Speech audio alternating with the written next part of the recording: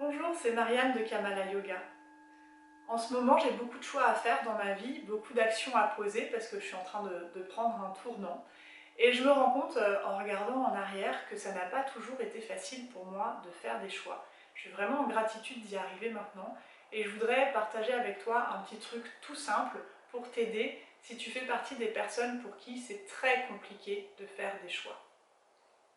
Alors moi personnellement, pendant des années, quand il s'agissait de faire un choix, j'étais vraiment dans ma tête. Je mettais à plat sur un papier tous les pour, tous les contre, et puis je voyais un petit peu comment ça pesait dans la balance.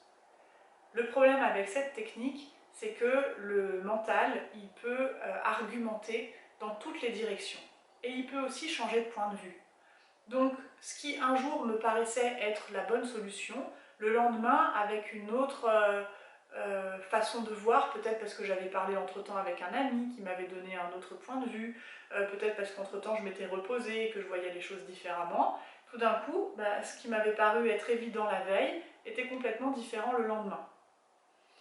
Et alors, c'était emmêlé tout le temps. Comment faire des choix, comment être sûr de ne pas se tromper. Et puis évidemment, il y a des fois où j'ai fait des choix qui n'étaient pas les bons, il y a des fois où j'ai fait des non-choix, où je me suis laissée porter sans vraiment poser d'action, puis ça m'a mis dans des situations inconfortables. Et j'ai eu cette expérience pendant des années.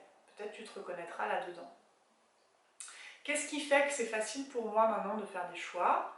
Alors c'est facile, mais c'est pas toujours rapide très vite. J'ai des fois besoin de temps, mais c'est quand même facile. C'est que je suis redescendue dans mon corps.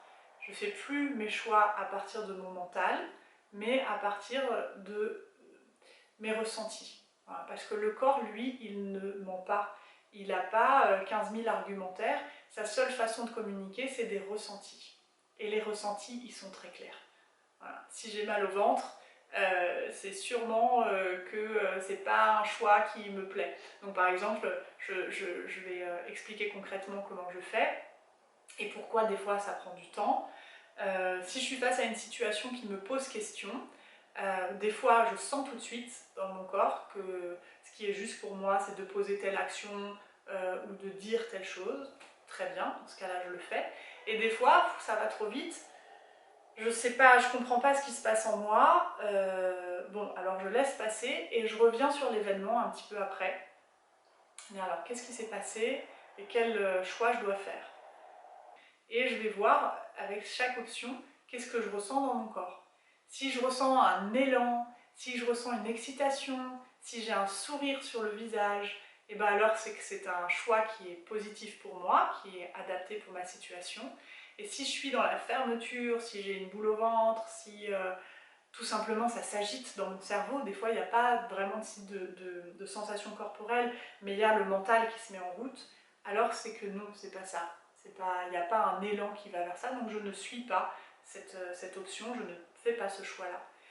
Et depuis que je fonctionne comme ça, et ben ça va beaucoup mieux pour moi. Alors des fois j'ai un petit temps de décalage par rapport au rythme de la vie, peut-être un jour ça ira plus vite et ce sera plus confortable, mais déjà c'est super et je suis très contente d'avoir découvert ça et donc très contente de le partager avec toi. N'hésite pas à me faire signe si ça t'a parlé, si ça t'est utile, à poser des questions si tu as besoin de précision. Si tu as envie d'aller plus loin sur cette question des choix et de comment s'écouter, je t'invite à regarder ma vidéo Apprendre à s'écouter, ou peut-être aussi à regarder mon programme en ligne Yoga et Intuition, comment développer son intuition par la pratique du yoga, ça peut peut-être t'intéresser aussi. Et bien, je te souhaite une belle pratique, je te souhaite de faire des beaux choix.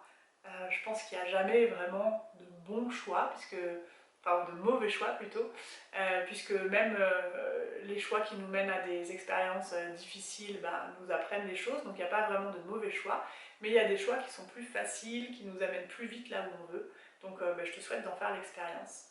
Voilà, belle journée, à bientôt!